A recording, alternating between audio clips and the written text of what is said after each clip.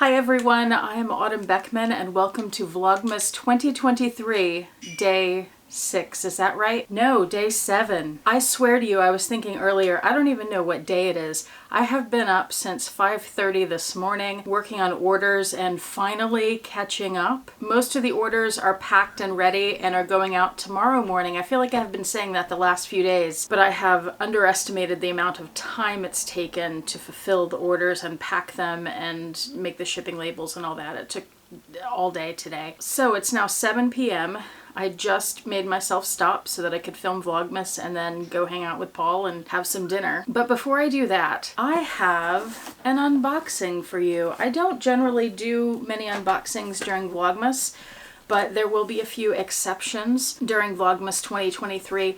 One of my missions for the new year is to introduce you guys to some handbags and some brands that I'm hoping, because I haven't seen them all in person yet, I'm hoping are luxury quality, but for much less money. So like a few $100s instead of a few $1,000s. And I'm going to introduce you to the first of those brands today because I've partnered with this brand. It's Ateliers Auguste. And of course they will be linked below. And I want to thank them for sending me this bag to start us off on this journey. So let's go ahead and open this up. Oh, there's a little note inside, handwritten note. It says, "Dear Autumn, thank you for supporting our independent brand. I hope you enjoy your new bag. Can't wait to see your video. Sending lots of love from Paris." This is a French company, by the way. They're based out of Paris. This is how to spell their name if you were unsure with my pronunciation. There's also a little card in here. It says, "At Ateliers Auguste, we look for the perfect balance between quality, sustainability, and design.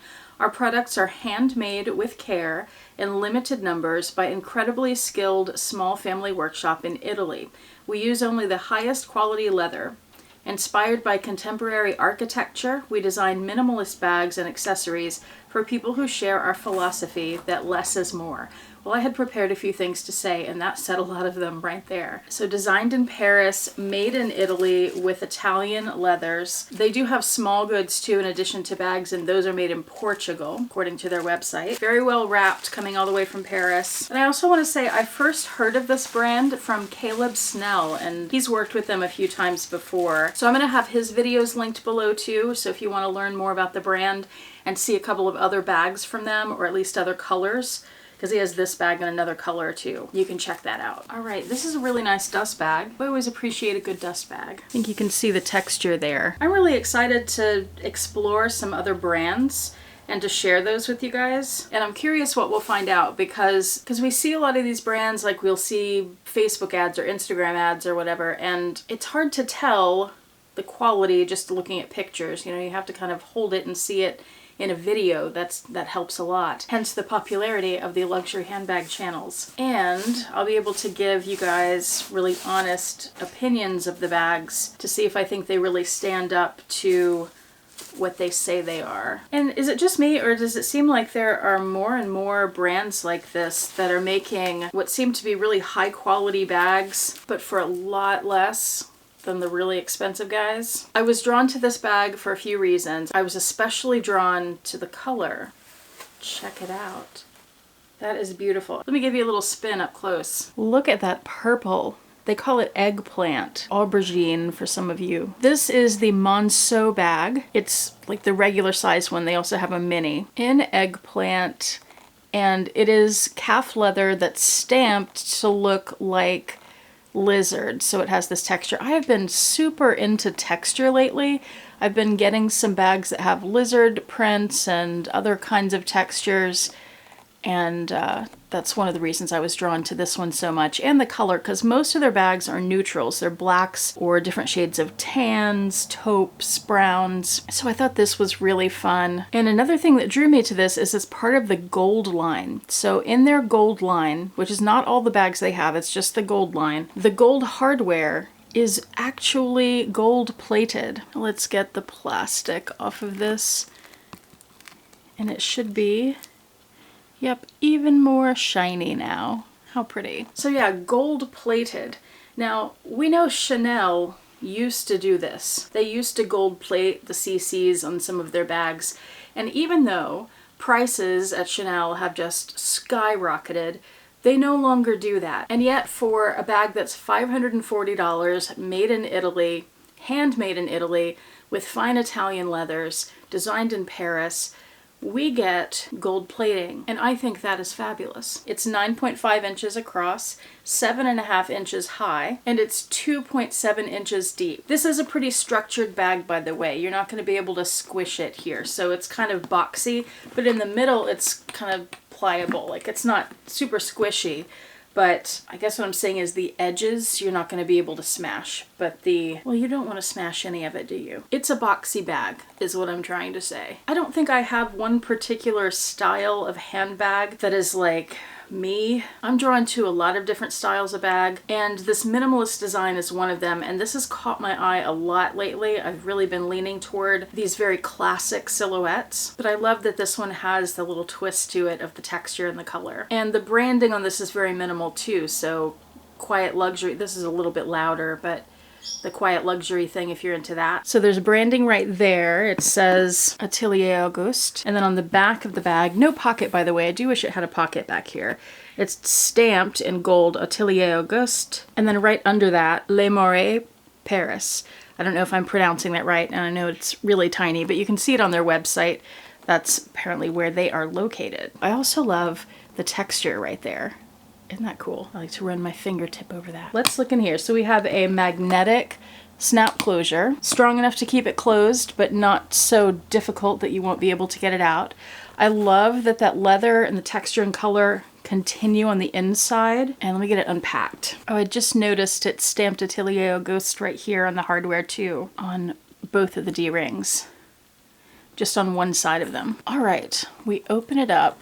We have that beautiful leather flap, and then this is the front. The construction here is just one big open compartment. You have this big slip pocket on the back wall, and then on the front wall, you have a pretty sizable card pocket. It says designed in Paris, made in Italy. That's stamped in gold. And I love that this pocket is the same leather as the bag too. Those are really nice little details. And the interior is a cotton twill. Nice bright color so you can see your things easily. It has an adjustable strap that's not removable, and there are 6 adjustments on it. It has those things where it has slots and you have to get them through the buttons there. So let's try that and see how easy it is, because those can be very difficult sometimes. And the strap is the same leather. Okay, it took a little wiggling, but I got the first one off. The first one would be the hardest, I think, because you have less area up here to grab onto. It also has one of those rings for the end of the strap. That's a must-have for me. I moved the buttons around to make it the longest length so we can see where that sits on me. So this is a pretty generous strap lengthwise. It sits right here on me, which is good. I might even want it a little bit higher. That works really well crossbody. You definitely have to be a bit forceful the first few times you change the buttons around, but I've definitely had bags that were a lot more difficult. Here it is on the shortest length, so if I put that crossbody on me, that's too high. However, it would be a good shoulder bag length. It hits me right about where the crossbody did. There you go.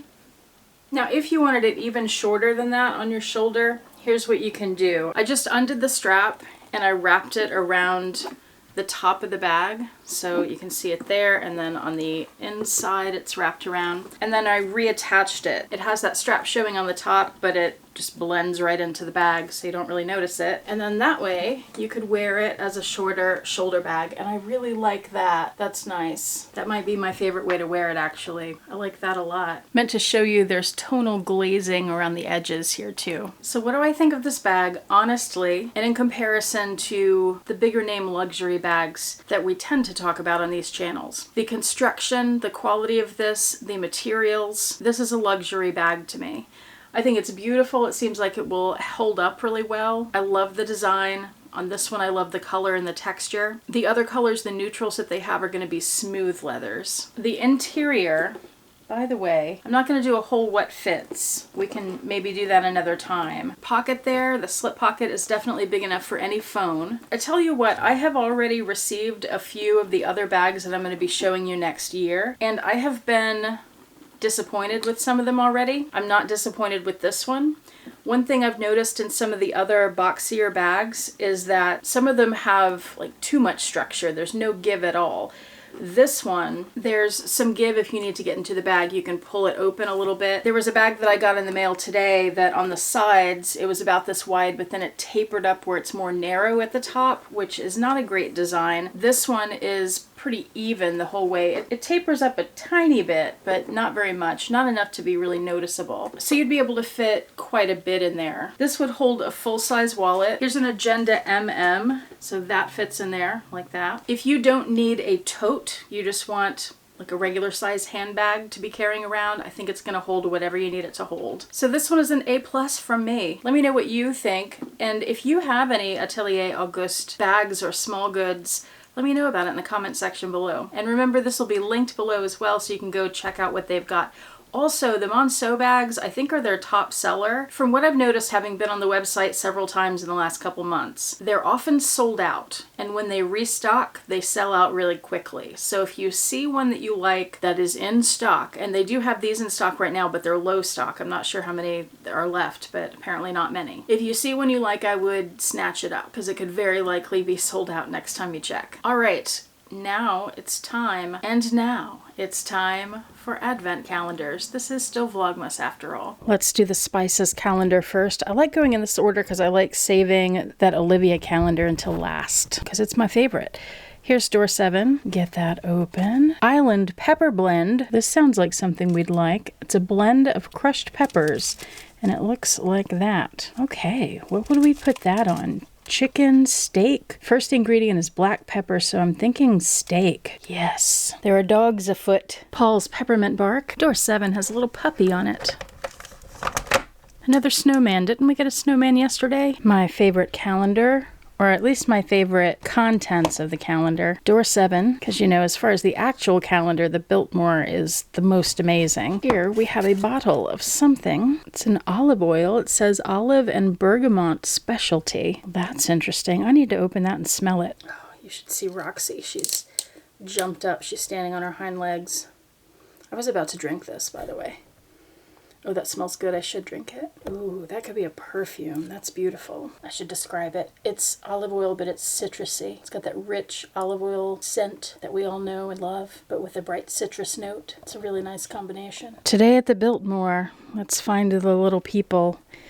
Look at that. They're together. They're holding hands. What is happening? But it looks like there might be a reconciliation, but not for long. Animals. Aha. Here we go. Bear. Ow, gosh, Bear. You didn't even give me a chance. That was my fingers. Oh my gosh. There's slobber all over me now. And in door number 7, we have... Let's wiggle it out. Oh no. Oh, crud. Don't eat that, doggo. Don't eat it. Don't eat a peanut. Thank you. This is Christmas tinsel. Ah! Roxy, drop it. Oh my gosh. Thank you. You're a good girl for dropping it. Let me have it. You don't eat peanuts. As I was saying, that is Christmas tinsel that I didn't put on the shelves. And these are boxes of things that I have to unbox for you guys eventually. And these are some of the orders that are going out today. The rest are already in the wagon. Hello, Roxy. There's nothing else up there for you, Roxy. You're good. You've had everything you're getting. Hello, Vincent. Want to take your peanut through your house today? There you go. Sorry you're blurry. What a good bird. Get cracking, Vincent. Good job. Thank you so much for watching. I do appreciate it. Hope to see you back here tomorrow for day 8. And I hope you have a fantastic day. Happy Vlogmas.